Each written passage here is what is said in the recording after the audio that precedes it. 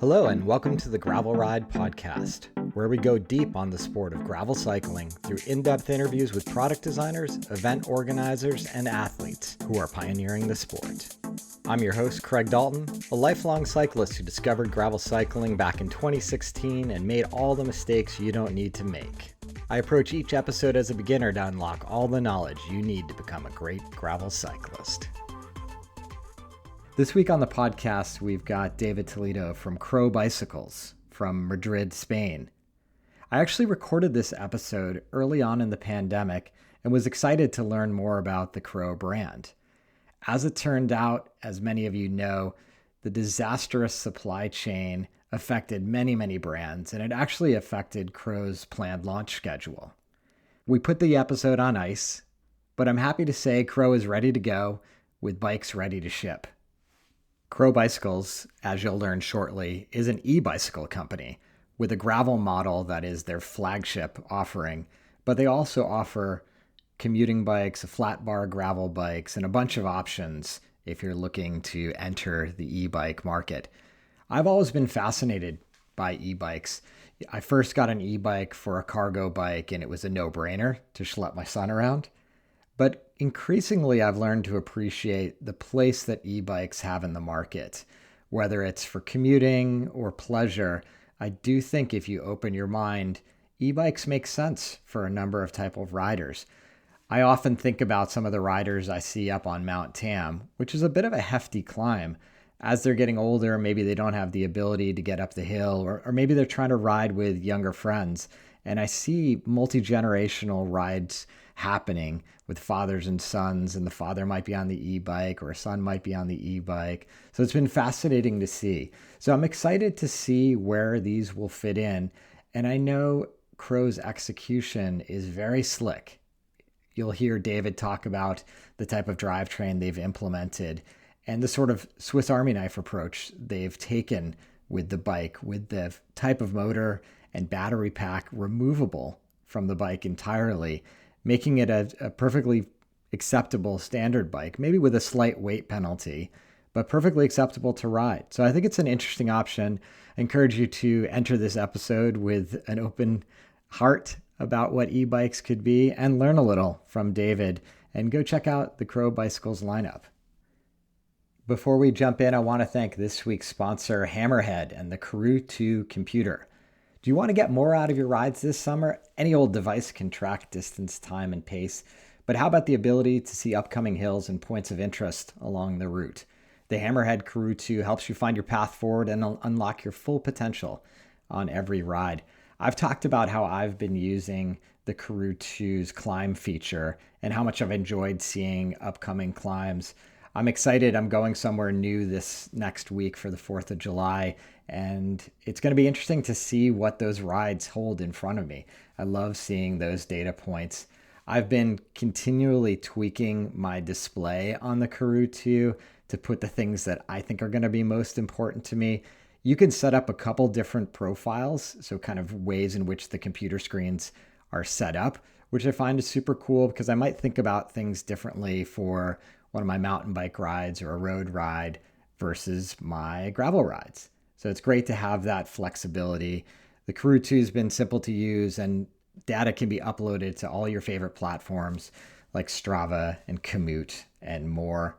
One of the things I've also been thinking about as I've found myself a little bit out of shape, I don't have a power meter, although you could connect that to the Karoo 2, but I do have a heart rate monitor. And what you guys might not know is that Hammerhead actually has their own heart rate monitor. While it works with any Ant Plus system, they also have their own technology that you can get. And for a limited time offer, our listeners can get a free heart rate monitor strap with the purchase of a Hammerhead Karoo 2. You just visit hammerhead.io right now and use the promo code TheGravelRide at checkout to get yours today.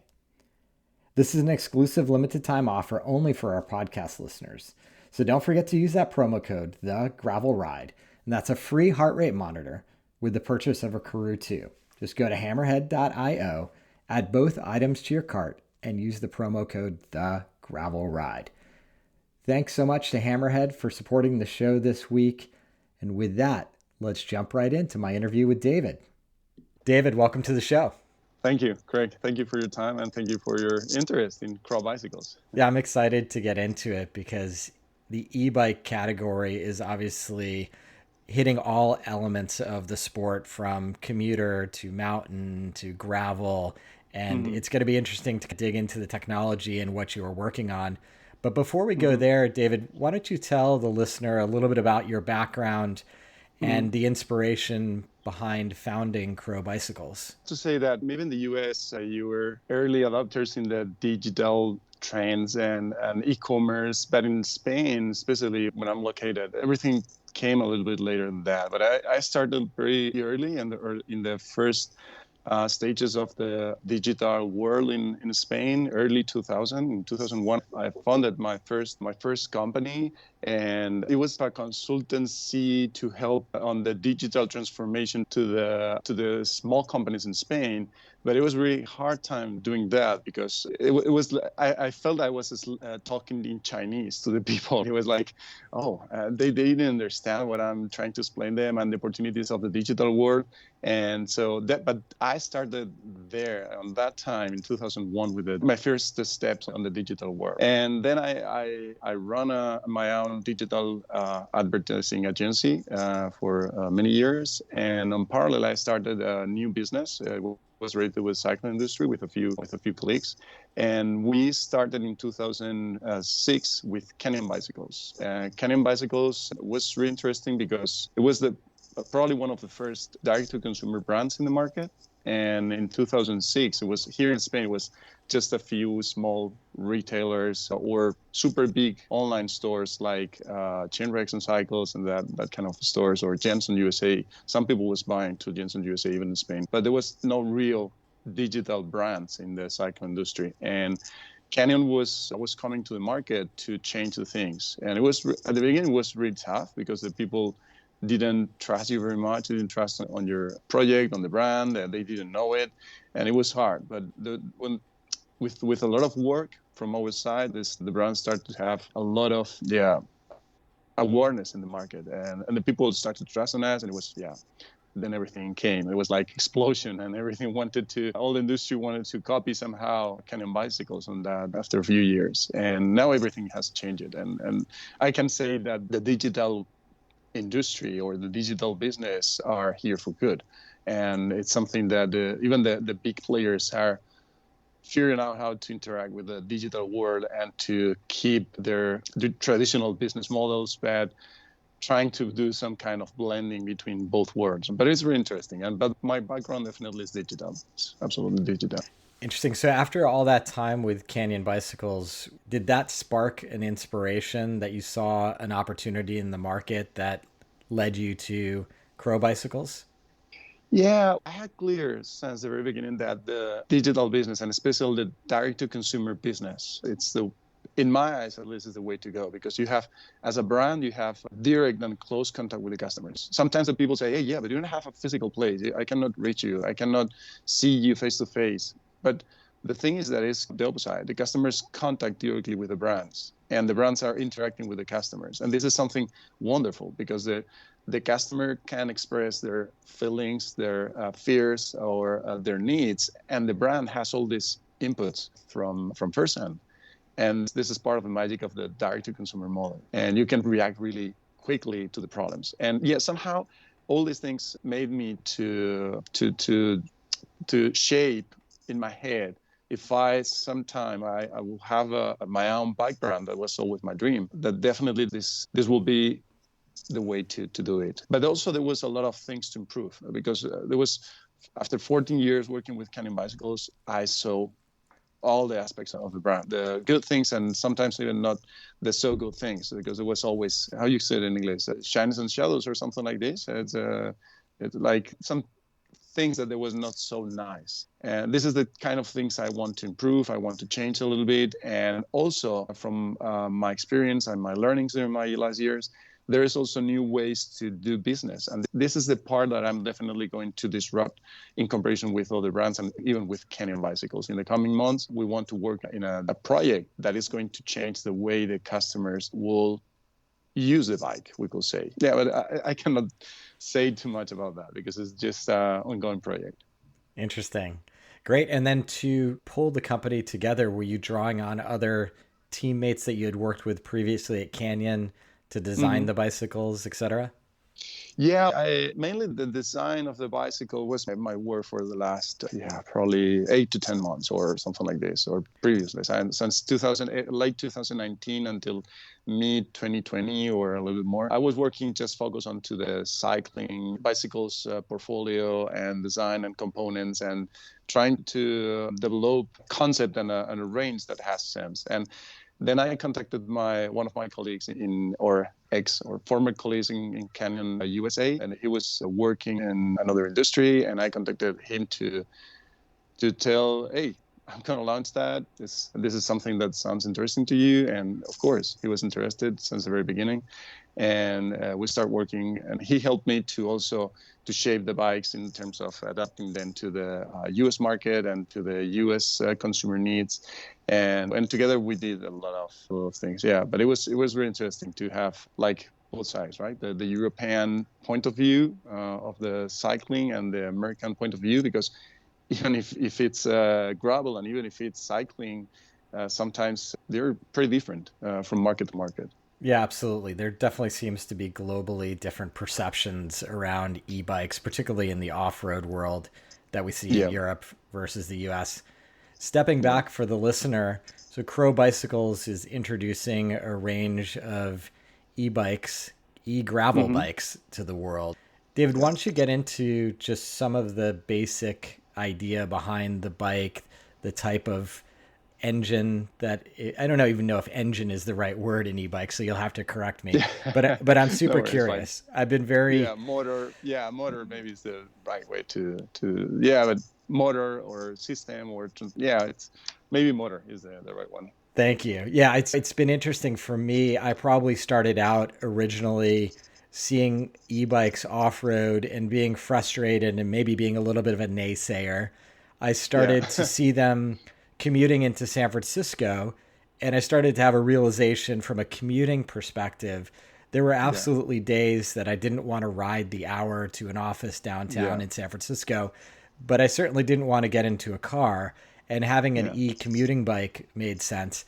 Then I started to talk to more and more athletes who were riding them off-road, and I started to appreciate a lot of the nuances in the e-bike market and how it creates accessibility for athletes who might not be able otherwise to get up the big hills around here. But it also opened up new performance elements, new ways of riding, because you could discount certain things that may take up a lot of your time in any given bike ride. So I've become very pro e-bike, actually.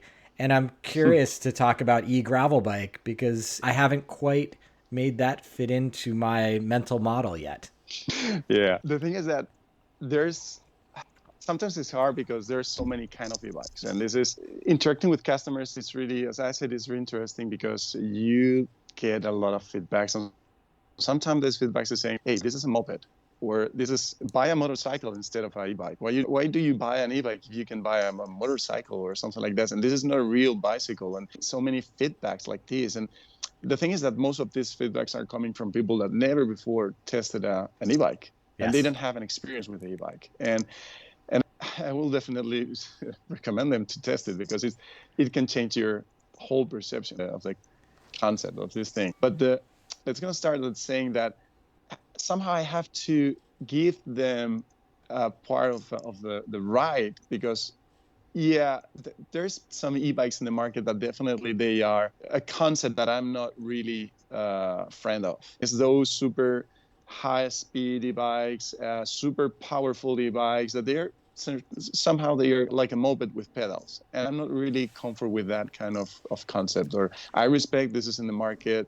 I am, of course, agree that this needs somehow to be like regulated because they can be even dangerous sometimes because they have a throttle and then you can use it as a real motorcycle. But there's another kind of e-bikes that is more like a bicycle with some assistance. And in this group, this is in some states in the US, this is called like the class 1.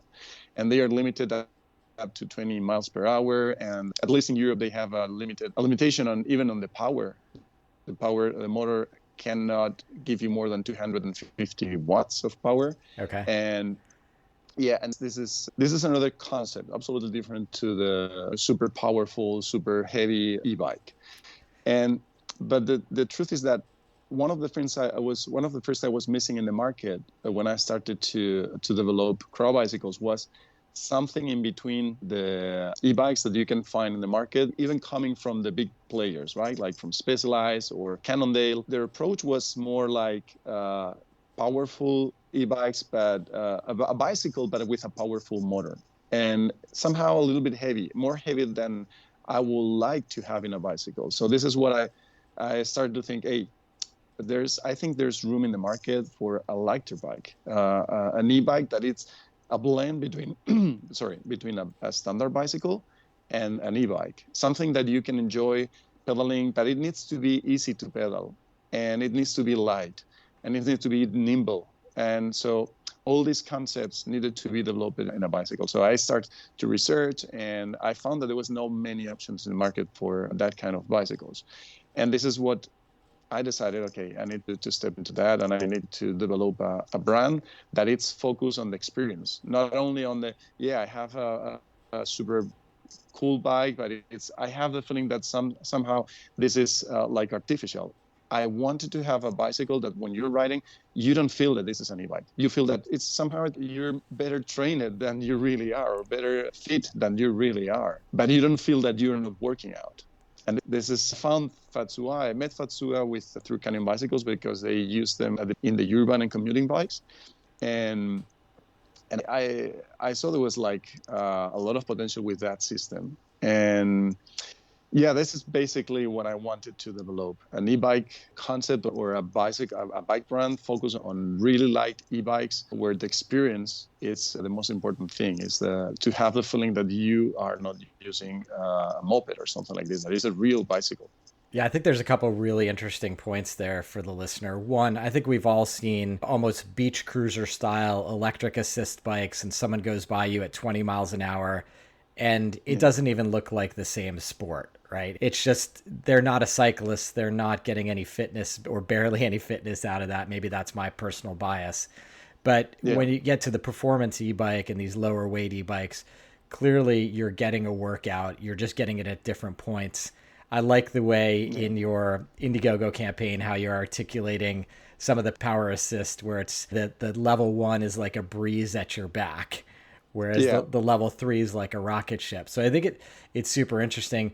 The second thing I want to point out, and it's difficult without looking at an image, and I'll certainly have links to both your website and the campaign, about the motor and battery mechanism and how from the uninitiated eye, it really does disappear into the construction of the bicycle. You're not seeing a big battery where the water bottle might be, and you're not seeing a massively oversized mechanism around the crankshaft. So it's a very interesting visual with the Crow bicycles and this Fuza motor system that I think you've designed into the product.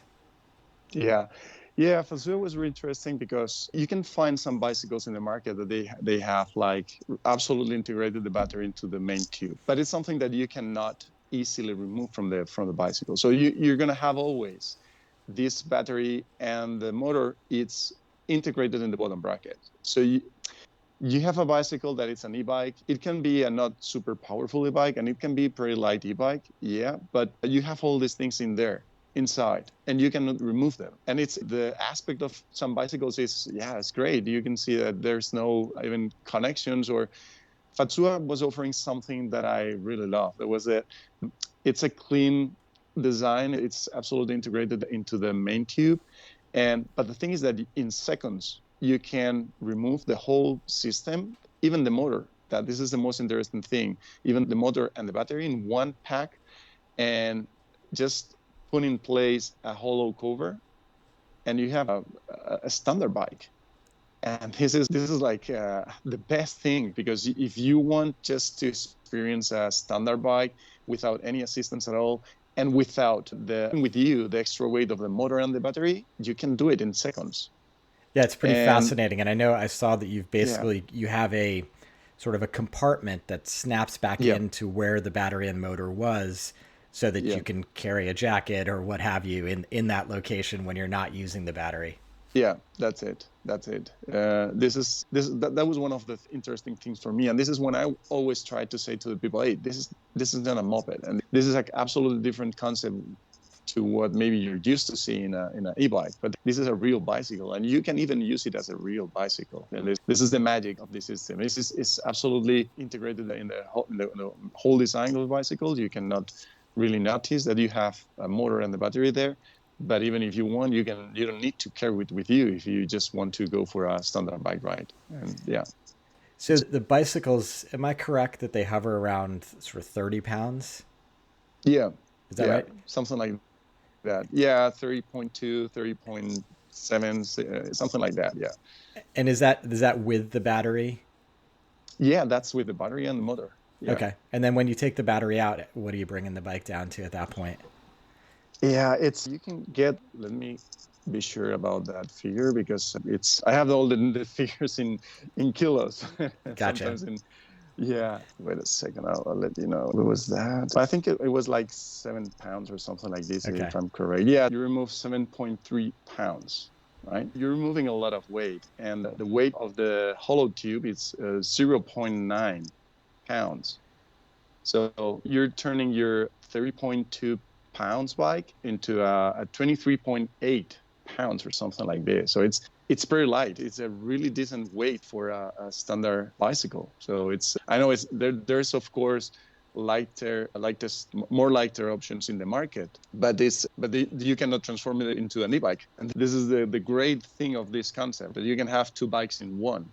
Yeah, no, I think it's a mind-blowing thing as a consumer to think about how it fits into your life and how having those two bikes, yeah, it's not your featherweight race bike, but without Yeah. that battery in there at 23 odd pounds, that's not obnoxious either. That's a bike that you can still ride and enjoy. Obviously, there's a lot of different sectors of the e-bike market. E-mountain bikes and commuter bikes have been huge, as we've said before. What made you feel like e-gravel Mm-hmm. was the right category to enter? And for the listener, what type of adventures and types of riding do you think that an e-gravel bike opens up? Let's start saying that probably for me the gravel is like the most versatile bicycle ever. It's the perfect all-rounder. You can go everywhere and do whatever you want with that. You can do commute, you can travel with it, and that's that was why I decided to start my bike brand with a gravel bike. But why e-gravel bike? It's because I saw there was a new world to discover with an e-bike. I really love to travel with my bike. Every year I try to do at least one of two long journeys during I don't know 10 days or 12 days crossing part of Spain, and I was always carrying my backpacks and all the bags to carry all the stuff for 11 or 12 days, and at some points I was struggling because even if you're fit, you definitely feel that all the weight you're carrying with you, at some points it's too much, and you don't enjoy very much with that. So I started to think, okay, even for that kind of customers, when you're traveling, when you need a bike that goes all kind of terrains, an e-bike, it's perfect too, because you can be riding without any assistance, and at certain points where you need some help, you can count with that backup system that is going to help you. It's going to make your life a little bit more easy. And it doesn't mean that it's going to be any trick and you're not going to enjoy cycling or you're not going to do a workout. It's just going to help you when you want or when you need. I think it's really interesting with the e-bike again, because I feel like a lot of people, like the natural perception is it's not a fitness experience, but it Yeah. just changes where you're able to ride. I think about riders here out of San Francisco, and anybody who's living in the city knows it might take you half an hour to get across the Golden Gate Bridge and then into the Yeah. headlands. And in a big Yeah. day, you might get to the top of Mount Tam. But if you eliminate some of Yeah. the efforts in the early part of that ride and maybe ride out to Fairfax and start from the backside of Mount Tam, all of a sudden things that would have normally taken you a 6-7 hour ride long day, which is generally outside the world of possibility for a lot of people, all of a sudden you're able to explore the backside of Mount Tam or even farther out with the e-assist. Yeah. So it becomes really interesting in the same way just a gravel bike in general becomes interesting, that the combination of roads and trails, you can bring things together that you otherwise wouldn't have on other types of bikes. So I think it's just one of those very thoughtful things as people are thinking about these bikes. You need to consider what it will open up for you to do. Yeah. This is one of the absolutely, this is one of the main keys, that you can prepare your daily ride in an absolutely different way. You can, if you need to cross a city or you need to reach a certain point and you need to do some, I don't know, roads that even you need some speed or whatever, the e-bike is going to always help you there. And you can enjoy the rest of the ride without. But this is part of the key of our concept, that you can enjoy it without any assistance. Because even with other e-bikes, you, in the end, when you are not pedaling or when you're not having assistance from the motor, you're moving the motor. And this is hurting your experience, because you have some kind of feeling like you have a not fine pedaling, or you feel it like a little bit like a jam. I don't know how to express it in English. It's not so easy to pedal like with, or as in a standard bike. But with a Fuza system, it's really interesting, because when you don't use the assistance, the motor is disconnected from the bottom bracket. So you feel that you're riding a standard bike. Even with the mechanism still installed on the bike, you still don't feel like... Yeah. Interesting. Yeah, that's the point. You have 3 assistance modes. This is the breeze, as you described before. There's having some wind on your back, and the rocket, but in the middle you have a river, and all of them you can configure. You can customize them with your laptop and a USB cable connected to the system. You can transform your whole system into a different behavior when you want, and you can explore and you can play with it. But the cool thing is that you have another mode that it's, we call it like the non-assistance mode, and the LEDs are bright in white. And in this mode, the system has a clutch and the motor is disconnected from the bottom bracket. So you are riding a standard bike, and you're carrying some extra weight, because you have this 7.3 pounds of the motor and the battery. But it's not that much. It's not something and you're not really going to notice that weight very much, because you're riding. Like, one of the wonderful things of the gravel bikes is that they are not, rolling these massive, super wide and heavy tires of a mountain bike. You're rolling with a tire that really rolls perfectly. And even with the battery on the motor there, it's great. But one of the keys of the system is that your motor is disconnected when you're not using the systems. So you have a standard bike. That's really interesting. And I know for the listener, a large, very large American brand just introduced a mountain bike with this same exact engine in it. So I think it's something we're going to see more and more of. And again, I probably misspoke. I shouldn't call it an engine. It's that mid-drive motor that we're talking about. Interesting. So where are you in the progression of beginning to start your production and deliver bikes? Yeah, it's an interesting question. A lot of people ask us about the production, and because everybody knows how is the industry right now, and the industry is struggling. It's struggling because there's a boom on the demand, something that after 15 years in the cycle industry, I never saw something like this. But it's great, because this is somehow it's unparalleled with our vision. We want more people riding on bikes. We want more people using versatile solutions for enjoying and for doing sports, and also for commuting, for transport. And so that's great, because this means that more people is using bicycles. But the question is, we are not going to use the stocks of the OE products. This in the industry, in the cycle industry, there is two ways to approach to the components. You can buy them as an OE, or you can buy them as like a store or something, as a retailer. The big players they need to use OE stocks, because they are ordering massive amounts of products. They cannot order their products to any other stock that is not an OE. And this needs through directly to the production facility in Japan or in the US or in Asia, and that has a list of orders or pre-orders from all the big brands. And this part like right now because everybody's ordering and there's a massive waiting list. But our case is a little bit different because we're a small brand and we are not going to order a massive amount of parts. So we are going to order them to the local European stocks to have access to products that are going to be available sooner than the OE production. So we're going to have, of course, a more expensive product. We're going to have less margin in our products, but instead we can deliver the bicycles to our customers before. Yeah, I know we've talked about it on the podcast before. It's a very complicated moment in time for global supply chains, and it's particularly affecting all the smaller brands that I speak with because the big guys are sucking up all that volume and the manufacturers just simply can't keep up with the demand. Yeah. There was with the COVID thing, there was like a lot of work. There was a stop, but basically the production capacity is what it is. So even if you want to order more, the factories cannot produce more. So this is right part of. Yeah, you assume that it would sort itself. Start shipping. Yeah, sorry. Yeah, sorry, David. I was saying, yeah, you assume that a year into the pandemic that it was going to start working itself out, but there's no indication that supply is unlocking anytime soon. Can you repeat again the question, please? Because I was some cut in this. Yeah, no worries.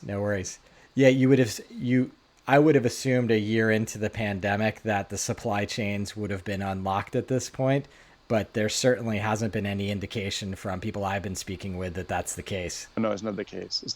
This is still struggling. The thing is that it has somehow it's like the perfect storm, right? Because with the COVID and in the whole world has been locked down in their homes for months. At least here in Europe, it was like pretty crazy because we were in our homes. We can even not go out for anything. Basically, just can go to the mall to buy some foods, and that was all. So the people was at their homes and they were really suffering. And once the people started to go again out to the streets, they appreciate more than ever before the freedom to go out, the freedom to practice a sport. That was part of why all this boom is coming from, because the people wanted to keep practicing sports and enjoying their life. And also in the big cities, the people is concern about using the public transports or the bus or the subway, whatever. So there's a lot of people that also they are buying bicycles to do commute. And so this together with the whole stop that the production in Asia had the first quarter of the year and even until the mid 2020, and plus all the demand that all the cycle industry is putting right now onto the production in Asia and in Europe. It's what is making this perfect storm, and it seems that it's not going to change in the short time, definitely. We think that probably until 2022, 2023, this is not going to be better, definitely. Yeah, as you and I were talking offline, I think there's going to be this new reality post-COVID, and I do hope, and I'm optimistic that the sheer volume of people out on bikes is going to start to transform a lot of our communities and make cycling even safer and better. And products like this that have the versatility to deliver you maybe farther than you'd normally want to pedal on any given day, I think are really exciting changes in modality for transportation that we're in front of. Yeah, that's it.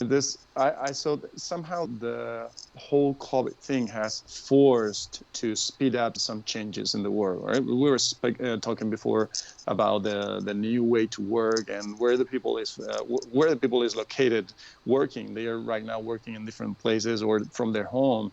And now even the companies have discovered that, okay, maybe working from home is not that bad. And so the people, it's changing their mentality, the way they understand the world. And this is because of the COVID. And also the cycling industry, it's getting some profit from that because the bicycle is the perfect transport solution for a lot of people.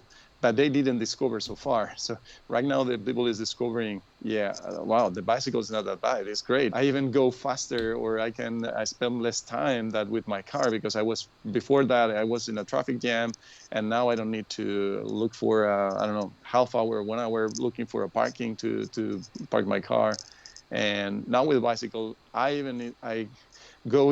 reach my job happier, because I'm practicing sports before going to the office, and I arrive to my office with a smile. And before that, I was arriving really mad, in a bad mood, because I was tired of being for a long time in a traffic jam. And this is changing. This is absolutely changing. Yeah, absolutely. Some of the many reasons I'm excited about the project you're working on with Crow Bicycles. For the listener, I'll put links to Crow's website and their launch campaign that you should check out. Yeah. And I very much look forward to trying one of these bicycles myself and getting a perception on how it opens up gravel cycling in my community for me. Yeah, we're looking forward to that too. The truth is that we have right now one bicycle in the US. It arrived last week. And we're going to have soon the motor and the battery system, because we needed to send it separately for different reasons. But yeah, it's going to be ready for you soon. So we're looking forward to hand it over to you and see your reaction to that bike. I think you're gonna love it. I'm enjoying this bike probably more than any other bike before, and I'm pretty sure that a lot of people is going to discover a new world with this new concept. Awesome. Thanks for all the time today, David. I appreciate the overview. Thank you very much for your time, and congratulations for your work and this podcast. Big thanks again to David for joining the show and telling us more about Crow Bicycles and their exciting lineup. I'll put a link in the show notes so you can find them online. I'm keen to get your feedback. So if any of you are e-bike riders or have thoughts on the subject, feel free to shoot me a note or join me in the Ridership forum. You can simply visit www.theridership.com. That's our free global cycling community, so jump right in, have a conversation. It's a great way to connect with me and other gravel cyclists from around the world. If you're able to support the show, simply visit buymeacoffee.com/thegravelride. And remember to go check out that Hammerhead Karoo 2 offer. Use the promo code TheGravelRide. Until next time, here's to finding some dirt under your wheels.